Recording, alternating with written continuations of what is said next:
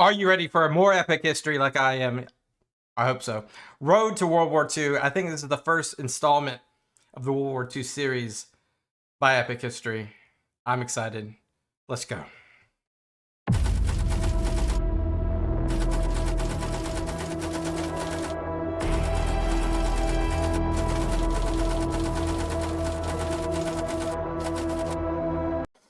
This is not peace. It's an armistice for 20 years. So he's basically foreshadowing that this is about to...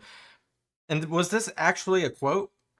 Because the timing is immaculate if it's actually 20 years. Because that's when Poland gets invaded, September 1st.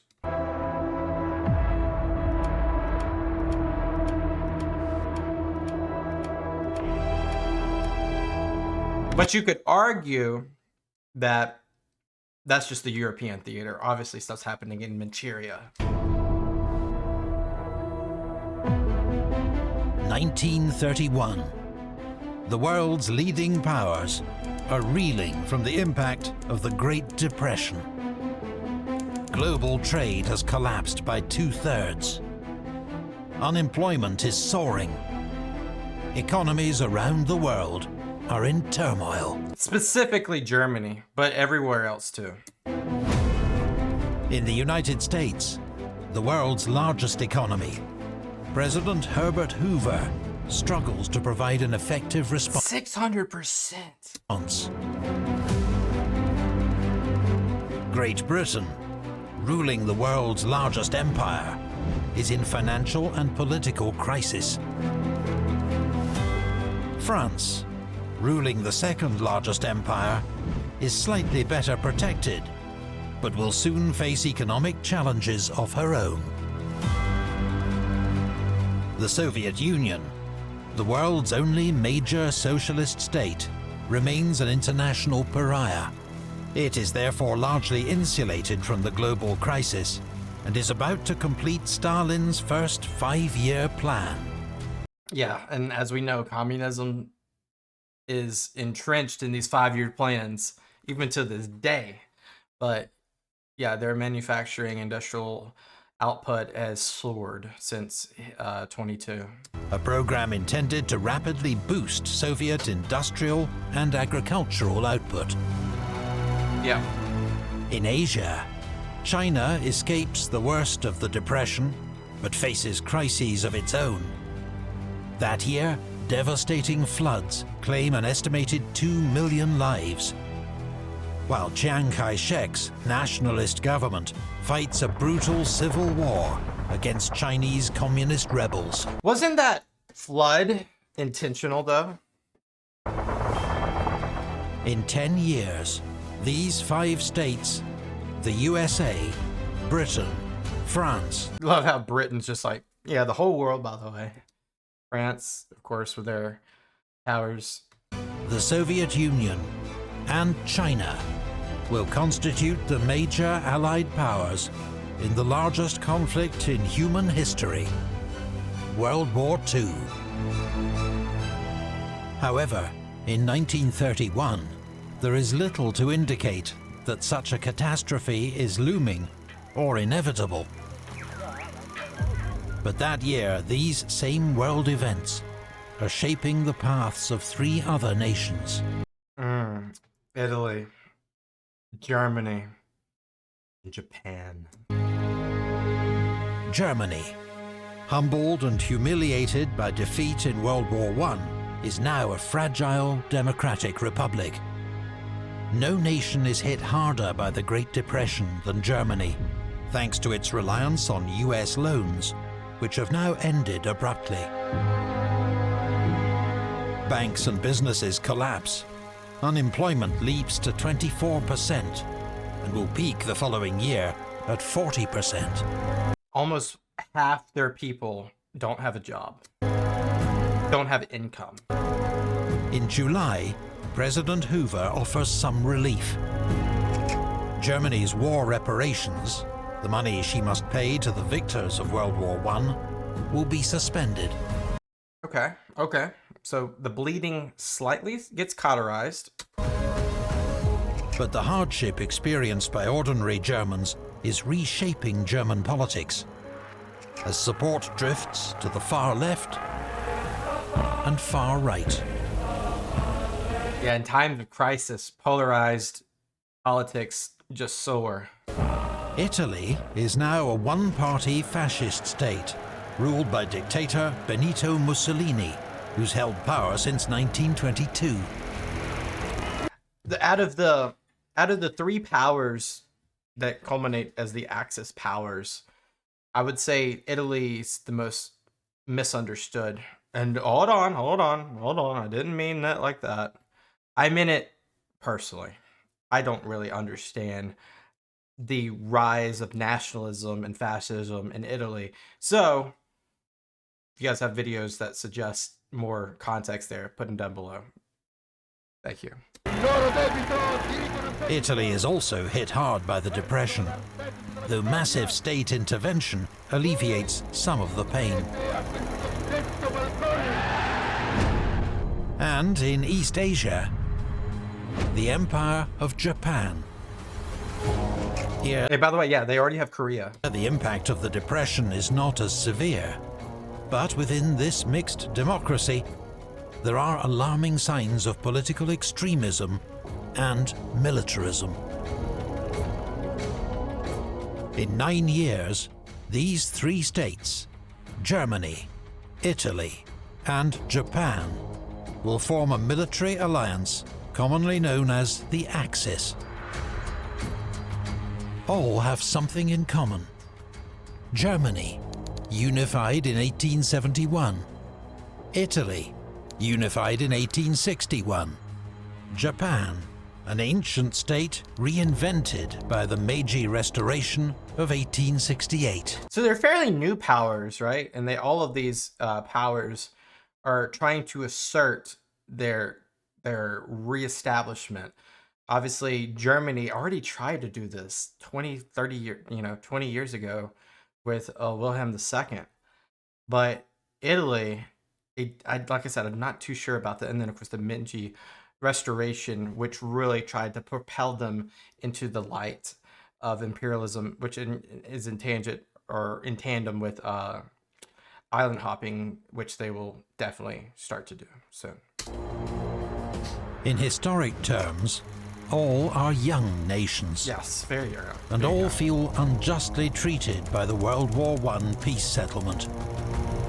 In all, there are now growing demands for what older, established powers already have. And just, sorry for pausing again, but just like an interesting little tidbit of context here that's even crazier. Like the Treaty of Versailles it's so interesting because the same place where Germany was created basically in 1871, the same place where it actually was created after the Franco-Prussian War, they're brought to their knees. And what they have been denied: empire. It is empire that is seen to confer status, security, and prosperity. A panacea to troubles at home. A fulfillment of destiny abroad. The 1930s, a decade of economic turmoil and failing international cooperation, will offer a window of opportunity to these three powers.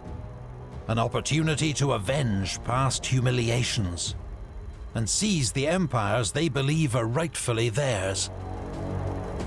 It is a path that will put Germany, Italy, and Japan on a collision course with the established great powers, with disastrous consequences for the world. Oh yeah.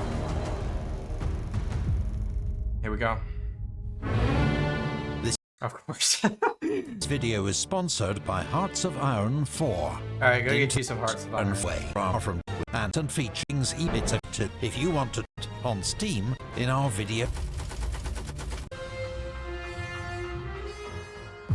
By the way, it's kind of funny how Hearts of Iron 4 is kind of like it's contrasted with how Kings and Generals are being sponsored by was it Europa Universalis? I haven't played it, so I don't know if that's what it's said. Let's get back to it. Video description. let's get back to it. The entire world is suffering, I love how, from a terrible crisis and a lack of confidence. The last hopes of this world, of the world, are now in our hands.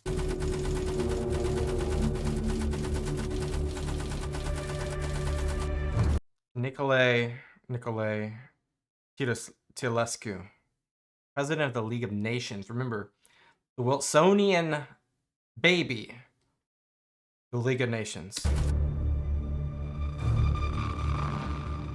The first major international crisis of the 1930s is in Manchuria, northeastern China. Yep. Japanese nationalists see China as the natural arena for their imperial expansion. And Japan has been extending its influence here over many years. Very resource rich, very resource rich. There is already a large Japanese military force based in Dalian, known as the Kwantung Army. Have they been there since the Russo-Japanese War? Now, nationalist officers from this army decide to force the hand of their own government. Acting on their own initiative, they blow up a section of Japanese-owned railway. A false flag operation that becomes known as the Mukden Incident. The Kwantung Army uses it as a pretext to invade Manchuria. Local Chinese troops are no match for modernized Japanese armed forces. I wish we could deconstruct those units and see, like, what is the difference between a Chinese unit versus a Japanese unit, and what was the key differentiators in why the Japanese were so better equipped. And Chinese President Chiang Kai-shek is more focused on fighting his internal communist enemies in the south.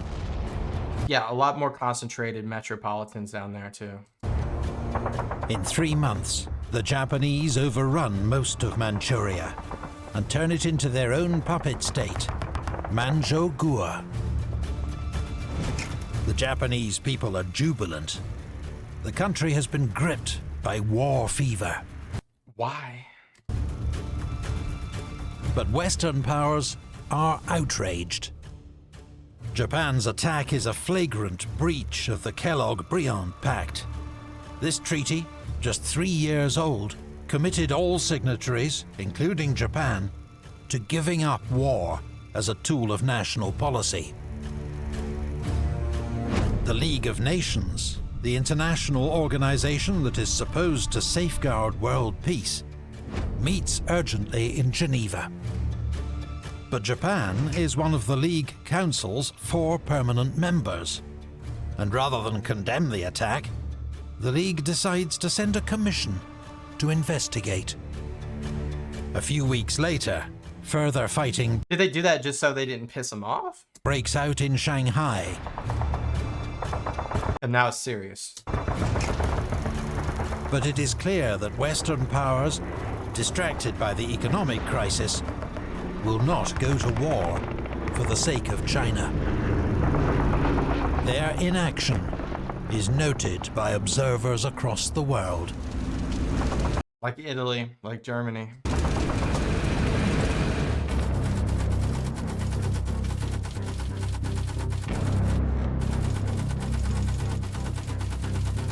Ooh, war puts the stamp of nobility on those who have the courage to meet it. What is fascism? Benito. 32. 1932 begins with an Italian victory in Libya, where General Badoglio declares the end of a 9-year campaign to crush local resistance to Italian rule. Italy's armed forces have used chemical weapons, concentration camps, and mass executions against the Libyan people. Their successful pacification allows Mussolini to plan fresh conquests as he dreams of a new Roman Empire.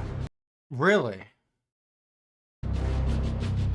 In Western Europe, the site of bloody trench warfare just 14 years earlier, hopes for a lasting peace are based on the 1925 Locarno Pact.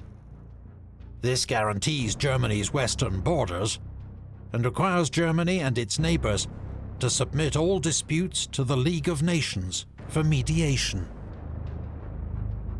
There is a mood of optimism among European diplomats, known as the spirit of Locarno, a hope that war in Europe may have been consigned to the past. In February, a World Disarmament Conference opens in Geneva, attended by 61 states. A World Disarmament Conference. Were we really that close to like everyone just being peaceful? I know this is just like a pipe dream, but... In June, the Lausanne Conference cuts German war reparations by 90%. But... Is that by way of Hoover's decree, or is that separate? It will prove a false dawn. In Germany that year, federal elections are dominated by Adolf Hitler's Nazi Party. His attitude to disarmament will soon become very clear. Meanwhile, in the Soviet Union, dictator Joseph Stalin continues his drive to make the state more resilient against external and internal enemies. That's a really cool animation. We gotta back that up. Internal enemies. His first 5-year plan focuses on expanding heavy industry, almost doubling the Soviet industrial workforce and dramatically increasing output of steel, iron and coal.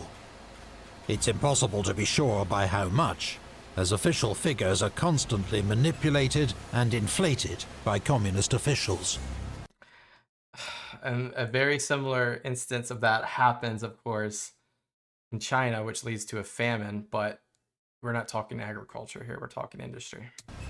It's clear, however, that tank and aircraft production are expanding massively. By the parades. While in Ukraine, the completion of the Dnieper Dam, the largest in Europe, gives a major boost to Soviet electricity generation. Wow. But in the countryside, the policy of forcing peasants into large, state-controlled farms, collectivization, has proved disastrous. Famine? Is it basically what I just said? More famine? A catastrophic collapse in the harvest has resulted in famine on a terrifying scale. Yeah, I mean, this is literally what happened in the, what was it, the 60s in China? Was it the 50s or the 60s of China? The total death toll over 4 years is estimated at between 6 and 9 million. Crazy. And it's probably because of this inflated collectivization, probably the inflated reports. Around half these deaths are in Ukraine, where the disaster will be remembered as the Holodomor. Oh. Kazakhstan is also hard hit. Wow. Soviet authorities do everything they can to cover up the horrifying truth of what's happening. Of course they did.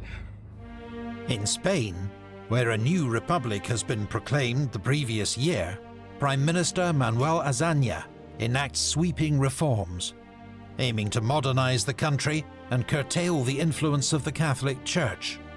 Such moves are bitterly opposed by conservatives. In neighboring Portugal that summer, Antonio Salazar is appointed Prime Minister. He goes on to establish an authoritarian regime, Estado Novo, that he will lead until 1968. It's a long ruling. In the Middle East, the Kingdom of Iraq gains full independence from British rule and is admitted to the League of Nations. Wow, didn't know that.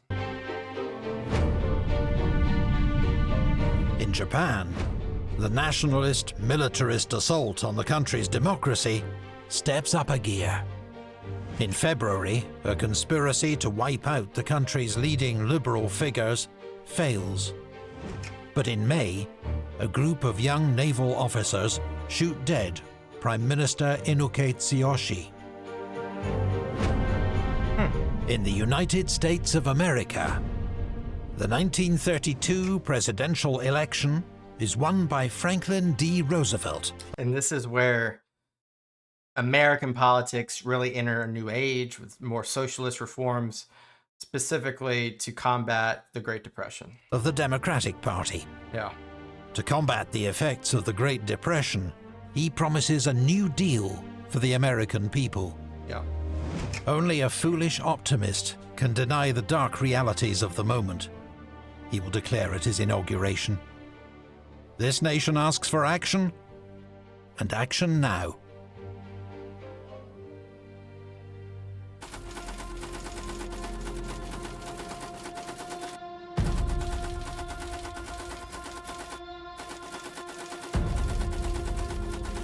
Interesting. The Hitler experiment had to be made sometime or other, and we shall now see what it will bring forth. Sir Horace Rumbold, British ambassador to Germany, so that gives him context there. So when he says the Hitler experiment, does he mean far right? What does he mean? So he's chancellor, becomes chancellor. Germany is in political deadlock. The previous year, federal elections had filled the Reichstag with Nazis, Social Democrats, and Communists. Do they have a majority or plurality? Plurality. I can't talk. I think they have the majority. Yeah. All of whom detest each other. They have the majority. In January, to break the impasse, President Hindenburg appoints a new Chancellor of Germany, the leader of the Nazi Party, Adolf Hitler.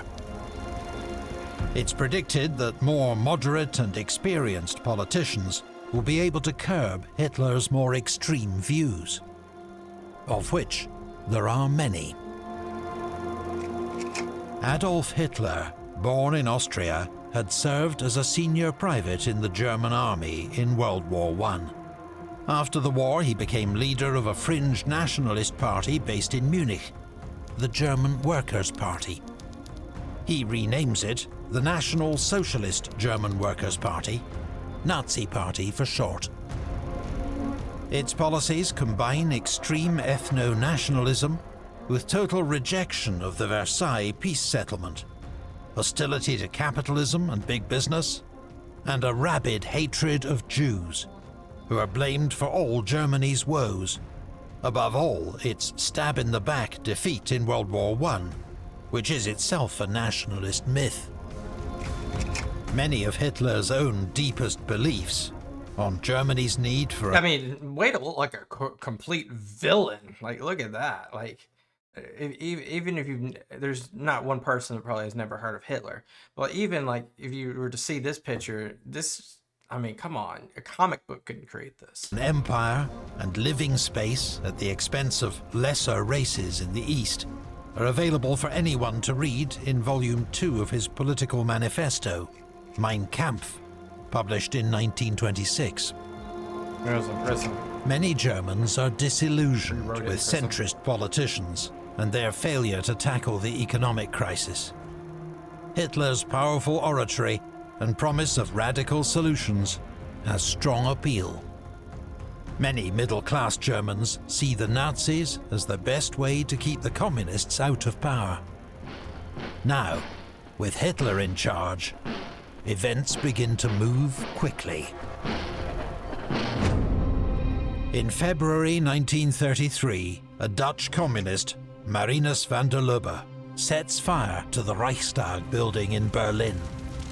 He is acting alone, but the Nazis accuse the German Communist Party of attempting a coup. And this is where the power struggle starts. Civil and political rights are quickly suspended by emergency decree. Communists are jailed, their newspapers shut down. In March, Germany holds new elections, during which the Nazis' political rivals are harassed and terrorized by their paramilitary thugs, the SA and SS. The Nazi Party wins 44% of the vote and takes effective control of the Reichstag. At the end of the month, it passes the Enabling Act. This frees Hitler from all constitutional checks and balances. He can now pass new laws without consulting the Reichstag or President Hindenburg. He's absolute. On the 1st of April, the Nazis organize a one-day nationwide boycott of all Jewish businesses. By the end of the summer, Nazi concentration camps have opened at Oranienburg and Dachau. I did not know it was that early. And all political parties in Germany have been banned, except the Nazi Party. Hitler's next target is the despised Versailles Treaty that ended World War I. Publicly, he rejects its war reparations and the so-called war guilt clause that blamed Germany for starting the war. In secret, he orders large-scale German rearmament in defiance of Versailles restrictions on the size of German armed forces. Yeah, wasn't it restricted 100,000? The existence of an illegal German air force is already widely known, and it's growing by 60 aircraft a month. The dramatic revival of nationalism and militarism in Germany is plain for all to see. At the Geneva Disarmament Conference, Germany demands parity between its armed forces and those of France. When this is rejected, Germany quits the conference. The same month, Hitler withdraws Germany from the League of Nations. Like, it's the writings on the wall. It is the League's second major blow of the year.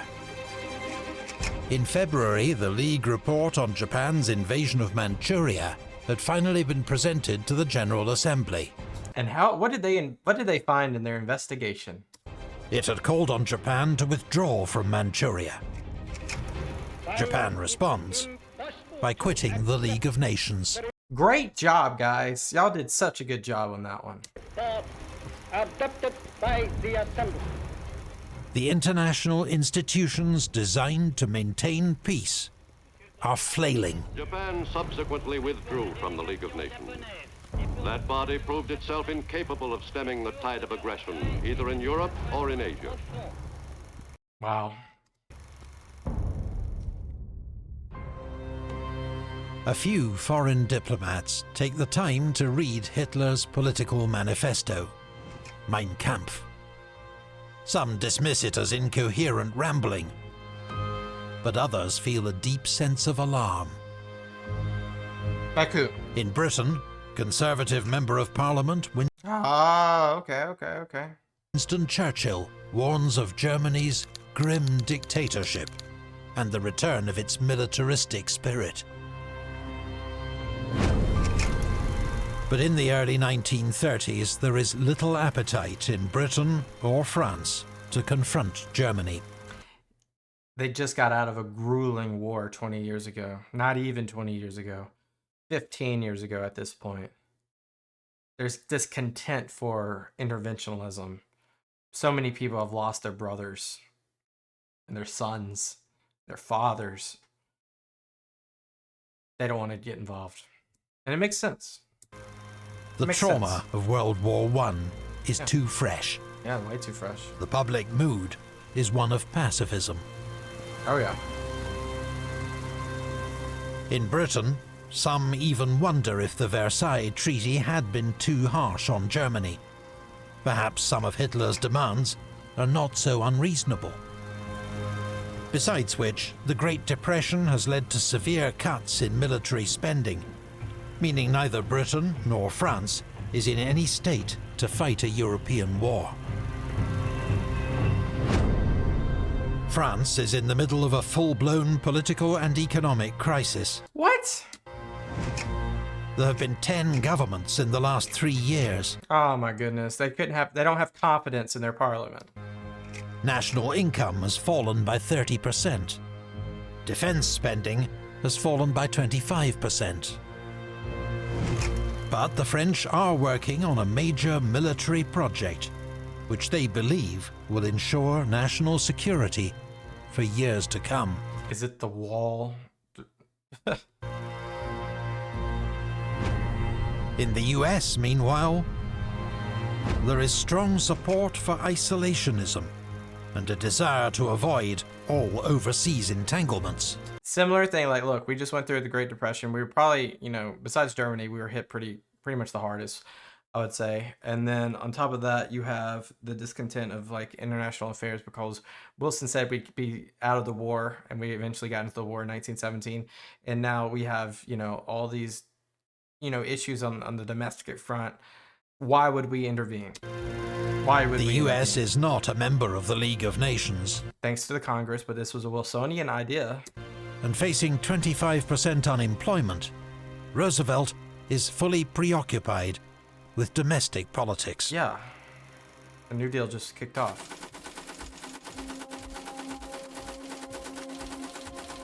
Who said this? So Britain's really getting involved in the idealism here. Germany is again the Germany of before the war, with a new fanatical look in its eye. So Wilhelm, maybe alike Wilhelm II, is what he's saying. Okay. 1934. In June, Hitler orders a ruthless purge of the Nazi Party's paramilitary wing, the SA, or Brown Shirts. Brown shirt violence and intimidation have been a crucial part of Hitler's rise to power.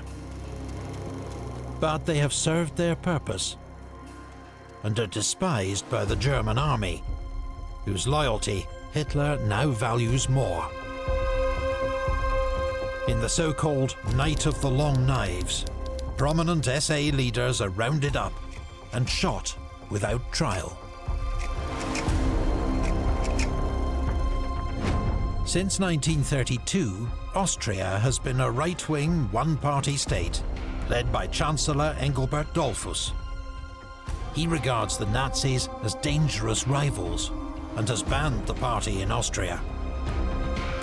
In July 1934, Austrian Nazis assassinate Dollfuss, part of an attempted coup that is to pave the way to unification with Germany, Dang.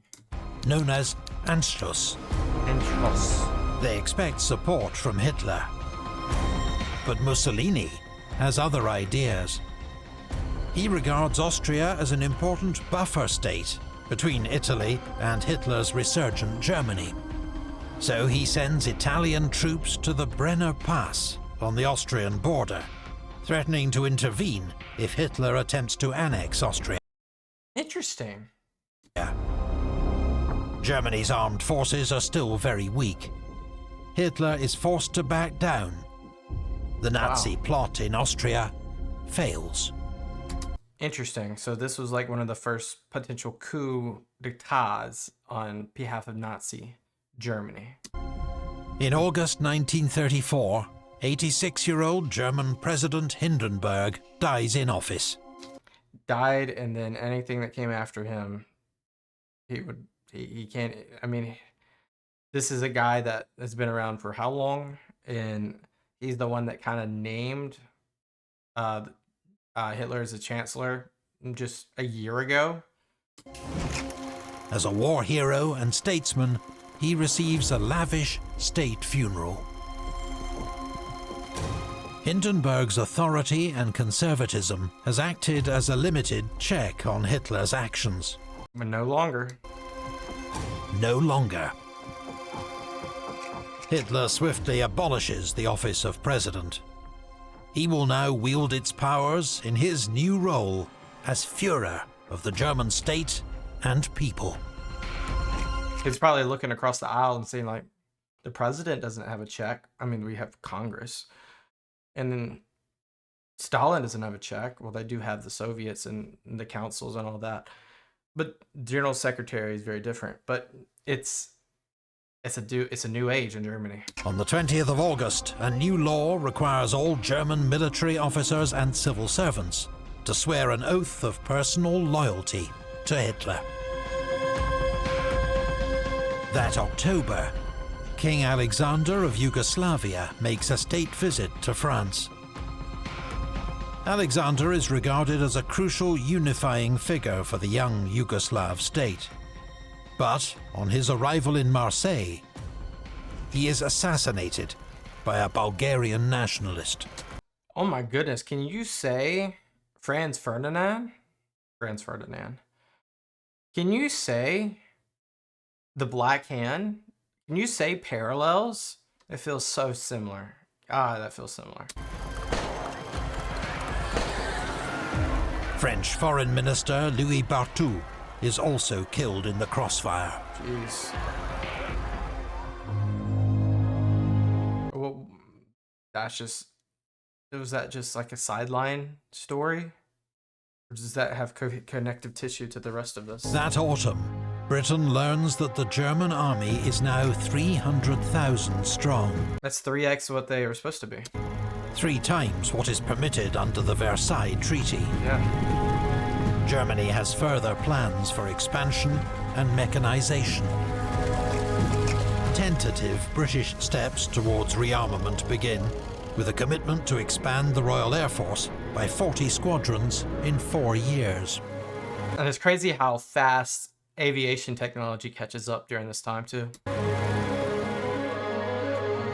In December, there's a further blow to attempts to limit global rearmament when Japan announces it will not renew the Washington Naval Treaty. Signed in 1922, the treaty had fixed the size of British, American, and Japanese fleets in the ratio 5-5-3. Oh, that seems a little imbalanced, I would have to say myself, but still, I understand what they were going for. Some Anglo superiority. I actually don't agree with this, but I know if you're from either one of these two countries on the left, I'm one of those countries, by the way, hi. You would see why you would do this, but it's not fair. This is now seen as an insult to Japan's status as a major power. And especially from like the is it Meiji or Meiji restoration for the emperorship. Ever since that, like the only things that people in Japan are thinking about is like the years of oppression, all the way back for like Commodore Perry showing up and demanding to open your ports, and even way back further than that when you get like a lot of the European powers that are on the doorsteps. So like there's like a festering probably of like annoyance off of this. Though one Japanese naval officer has pointed out that the treaty may have been to Japan's advantage, given the US's far greater industrial capacity. He is Rear Admiral Yamamoto, the architect of the Pearl Harbor attack. Thank you. Wow, what a video. I know this is our first installment in the World War II side of epic history. Really interesting stuff. You know, this is like the lead up. 31 to 34, really talking specifically about ideologies really becoming a thing post Great Depression across the 5 great powers, and now the 3 Axis powers going to be in defiance of this, whether it be through nationalism, militarism, or strictly just defiant against like what has been said, whether it be in the Treaty of Versailles or whether it be something that's more culminates towards you know, the new age of this time. Leave me some context down below, guys. This is insanely good job by Epic History. You're probably subscribed to them, but if you're not, dude, go do it. You have to. You just have to. Anything that I missed from this video? Anything that went over my head that you guys noticed? Let me know. It's a 30-minute video, a lot of moving parts. Try to keep up with it, but I think I did okay. Yeah, we'll have to see where this goes. World War II. It's the biggest war of all time. It's the biggest war of all time. It's not even close. Thank you guys. I'll see you guys next time. Peace out. Consider subscribing, and bye-bye.